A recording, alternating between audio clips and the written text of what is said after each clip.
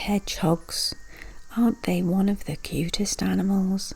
Recently they were voted the favourite wild animal in the UK in an online nature poll, and yet they are sadly in declining numbers in many places. This is despite people putting food and water out in their gardens and making little gaps in the fences for them to travel through. Hedgehogs feature in some of our favourite childhood art, thanks to writers and illustrators such as Beatrix Potter. They appear in medieval manuscripts and in many international fairy tales.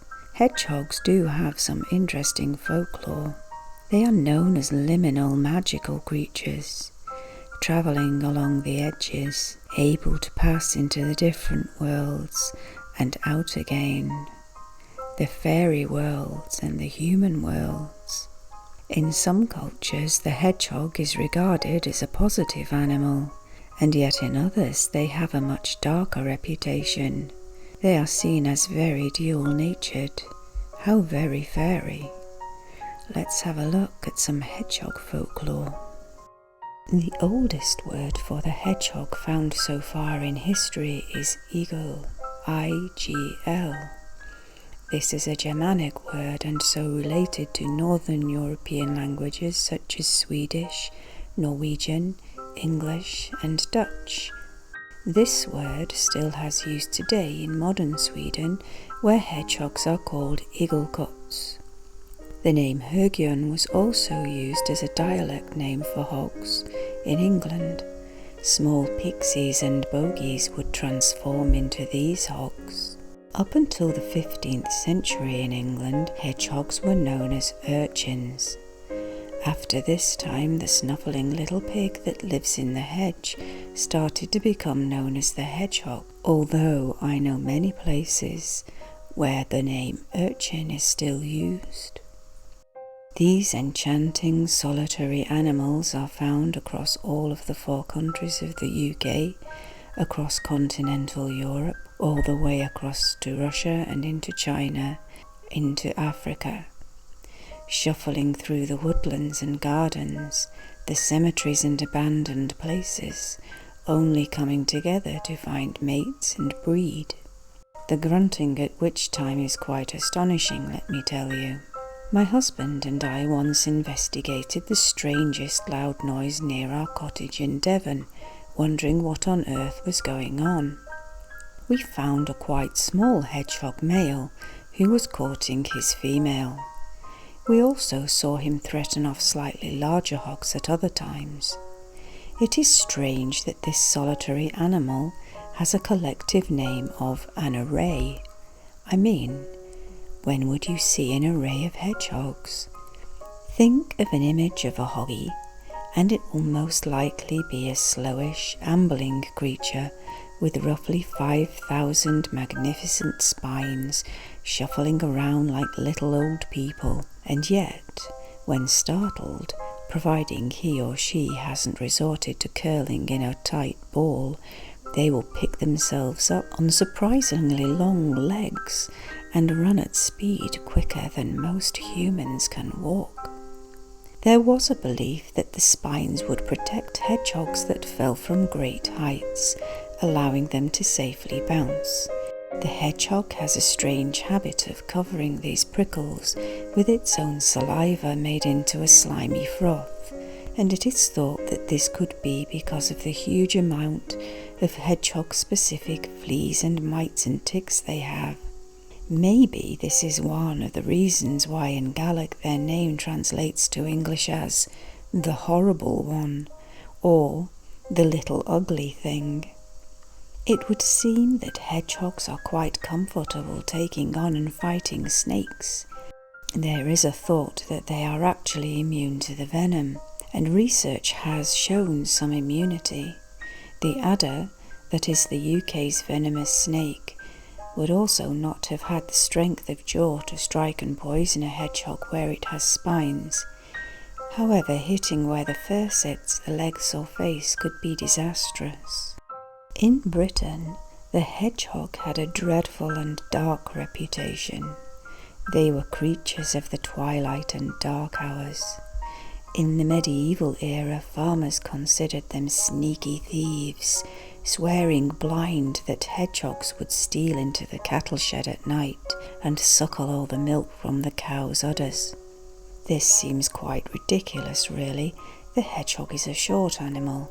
It would never reach an udder at all. However, gossip spreads and can become folklore. Now, of course, we know that hedgehogs are lactose intolerant. Milk can make them very sick indeed, but in older times, the fear of losing an important food resource like milk would have given an irrational fear to the farming community. The same can also be said for the farmers' tales and folklore that hedgehogs would steal and eat the fresh-laid eggs from chickens. Hedgehogs just don't have a strong enough jaw to crack open an eggshell, and yet, as opportunist eaters, they will lap up the yolk and white from broken and damaged eggs. Sadly, the bad press only got worse for hedgehogs. In the hysteria of witchcraft that seemed to rumble on for far too long and bringing the persecution and murder of many men, women and children, some animals were believed to either be witches' familiars or worse, actual witches themselves in disguise. Unfortunately, the hedgehog fell into this latter category. Malicious storytelling, created fantasies for whatever reason became law, and the hedgehog's reputation received this even more wicked and malicious tone. In 1566, the English Parliament turned its superstitious and really quite ridiculous eye on hedgehogs, following on from the general population's obsession with the hedgehog witches. A bounty was placed on the head of each hog, 3d per hedgehog caught, killed and shown as proof. The church too joined in. It also gave bounty payments for killing hedgehogs. The poor little hedgehog was seen as uncanny, a fey creature, ominous, a prophet of doom for anyone who saw one. Another peculiar and also very incorrect piece of folklore from the medieval era was that hedgehogs would roll on the ground to collect fruit, grapes and apples. These they would carry back to their dens to eat later. As interesting an image as this is, it is simply not true.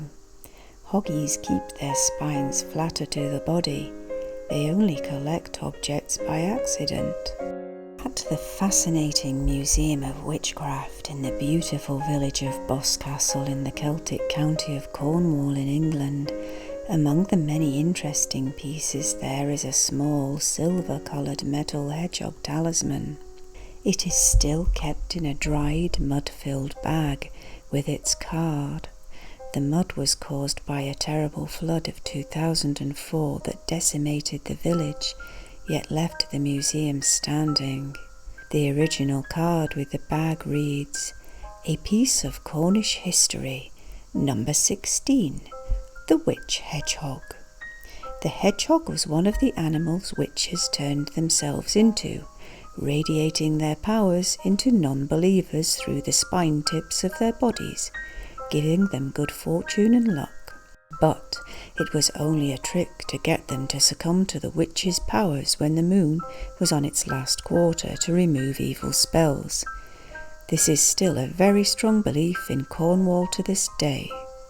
Should you ever be in Cornwall, I can highly recommend a visit to the museum, not just for those interested in the history of witches, but also for those who love the social history of the marginalised and those on the edge of society. You will probably see some of my husband Mark's art there on book covers in their fabulous book and souvenir shop.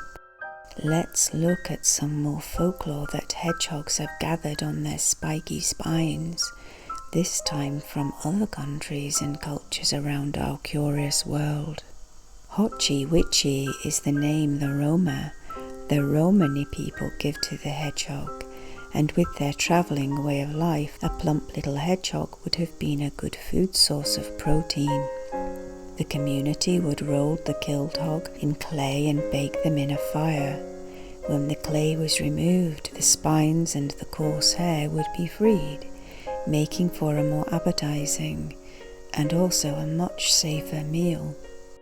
In ancient Egypt, the desert hedgehog was seen as a beneficial creature. They created precious amulets and beautiful talismans of hedgehogs. It is thought it was seen as an animal symbolizing rebirth because of their habit of hibernating when food is in short supply and re-emerging from their cozy homes when food is once more available.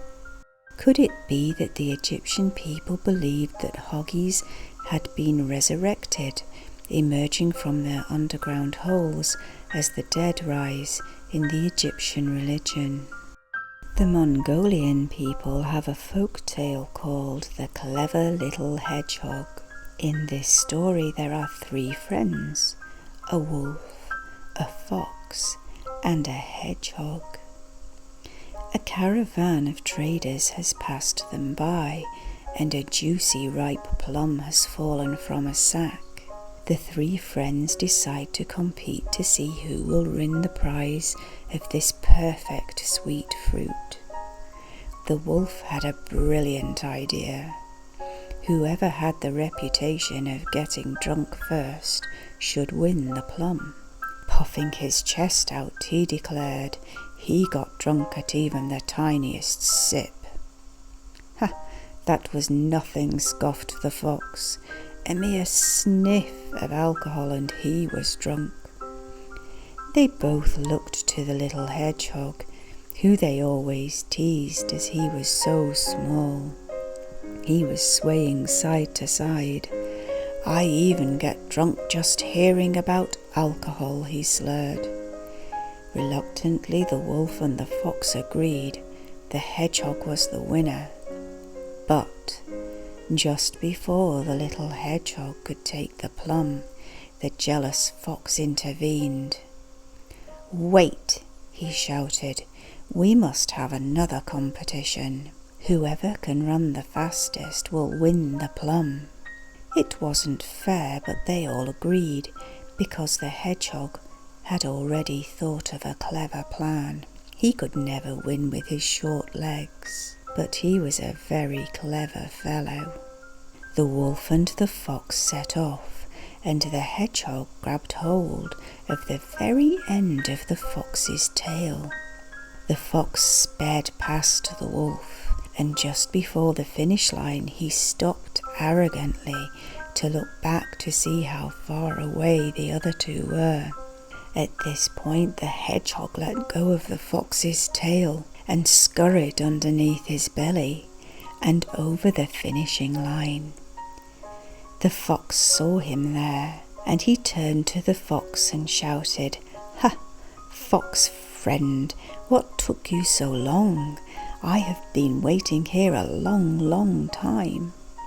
Astonished, the fox and then the wolf had to admit their friend had won the race. The clever little hedgehog munched up the plum to the very pip. Although this tale shows a respect for the cleverness of hedgehogs, the Mongolian people were very wary of the animal, believing that because they walk with their heads down to the ground, hiding their faces, they are bad luck, and bring this ill omen to any house they enter. To walk this way in Mongolian culture meant that a fellow was not honest or open, and to be fair, the little hedgehog of the tale was pretty sneaky indeed.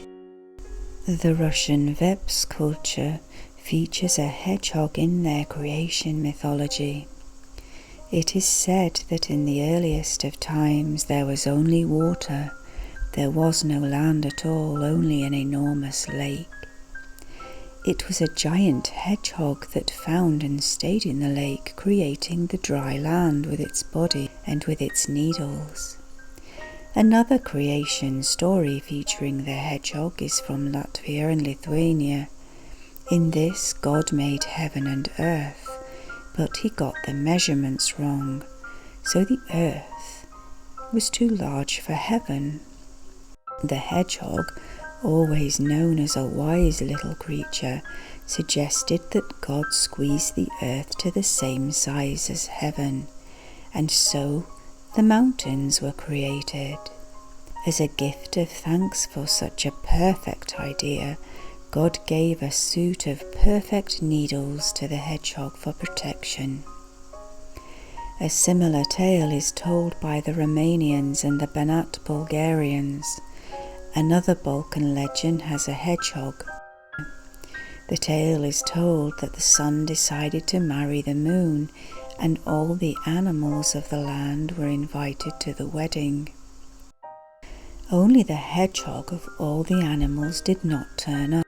Sad, the sun went to look for the hedgehog, who was found chewing on a large stone. The sun asked what on earth the hedgehog was doing. "Ah," said the hedgehog, "I am learning to eat stones, for once you marry you will have children. They will be children of the sun, and there will be so many suns that when they all shine in the sky, everything will burn away to nothing, and there will be nothing left to eat." At this wisdom the sun went away and called off the wedding. This could not be allowed to happen. The creatures of the earth were saved from starvation. Yet another Balkan tale, Slavic and also known in Belarus, has yet another very wise hedgehog that is said to be able to find the magical plant Raskovnik. This plant could be used to open locks and find hidden treasures. In Slovenia, the Duovin, forgive my pronunciation, is a bewitched magical fairy child able to transform into different animals and birds, and one of these, of course, is the hedgehog.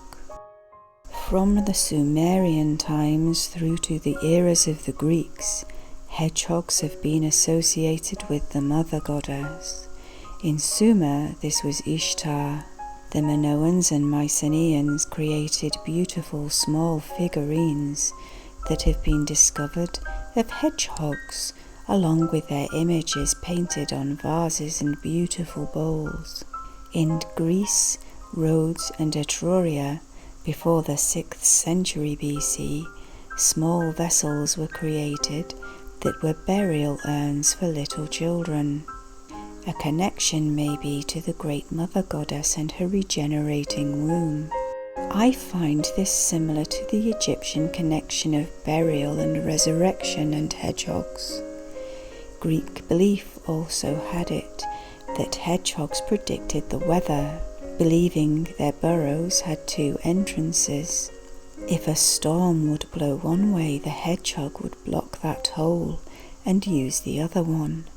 And this has an echo in parts of Europe, where it is said that if a hedgehog is out on the 1st of February and does not go back to sleep, then winter is gone and finished. We have a literary and artistic love-hate fascination with the hedgehog. As I've already said, they feature in art stretching back through time to Sumer, Egypt, ancient Greece, the Eastern European countries, Western and Northern European countries, and also the Far East and Africa. In more modern popular culture also, we have the beautiful illustrations and stories by Beatrix Potter, the anthropomorphic and quite fabulous Mrs. Tiggywinkle. Miss Potter actually had a pet hedgehog.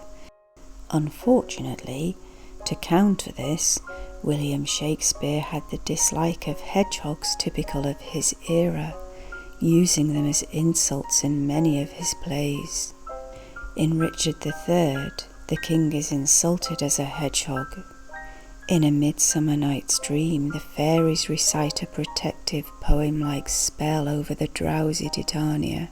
You spotted snakes with double tongue, thorny hedgehogs be not seen, newts and blind worms do not wrong, come not near our fairy queen. The witches of Macbeth used the poor old hedgehog in one of their spells. Thrice and once the hedge pig whined.